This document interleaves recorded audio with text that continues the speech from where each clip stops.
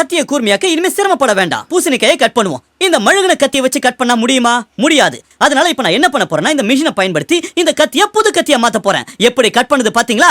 இந்த டிவில பாரு, இது வாங்கலாமா நம்ம? எடு செருப்ப. போன மாசம் என்ன சொன்ன? உங்கள் தோற்றம் ட்ரெட்மில் இல்லாமல் உடற்பயிற்சி நிலையத்துக்கு சென்று மணிக்கணக்கில் கடினமான பயிற்சிகளை செய்யாமலேயே அமைய வேண்டுமா? நல்லது. இப்பொழுது நீங்கள் புதிய ஆர்பிட்ரிக் எலைட்டுக்கு தான் நன்றி கூற வேண்டும். என்னால மத்தவங்கள்ட்ட இத பத்தி பேசுறத தவிர்க்க முடியல. இத பாருங்க எவ்வளவு நன்றாக இருக்கிறது.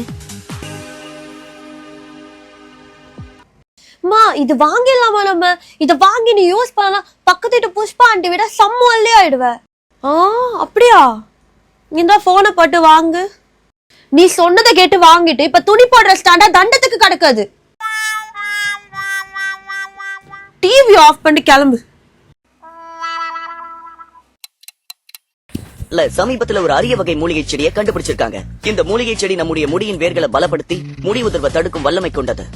இந்த கண்டுபிடிப்பு தான் எர்வமெட்டின் பவர். நான் பல வருஷமா பல ப்ராடக்ட்டை யூஸ் பண்ணி பார்த்திருக்கேன். ஆனா இந்த எர்வமெட்டின் பவர் மாதிரி எனக்கு எந்த ப்ராடக்ட்டுமே இது வரைக்கும் பலன் தந்ததே கிடையாது. என்ன பண்றீங்க? எர்வமெட்டின் டயல் பண்றேன். வாங்கி பாப்போம், முடி நல்லா வளரும்.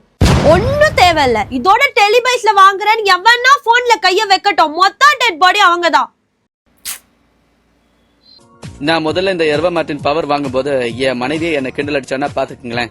அதுக்கப்புறம் அதை யூஸ் பண்ணி நல்ல பலன் கிடைச்ச உடனே என் மனைவியே என்கிட்ட இருந்து எர்வமெட்டினை வாங்கி யூஸ் பண்ண ஆரம்பிச்சிட்டா. ஏன்னா அவளோட கூந்தல் முதல்ல ரொம்ப சின்னதா இருந்தது. இப்போ எர்வமெட்டின் யூஸ் பண்ணதுக்கு அப்புறம் ரொம்ப பெருசா வளர ஆரம்பிச்சிடுச்சு. ஐயோ, அம்மனை கட்டி ஆஞ்சிராத சொன்னாங்களே. நான் ஊர்ல மான மரியாதையோட வாழ்ந்தாயி என்ன விட்டுமா?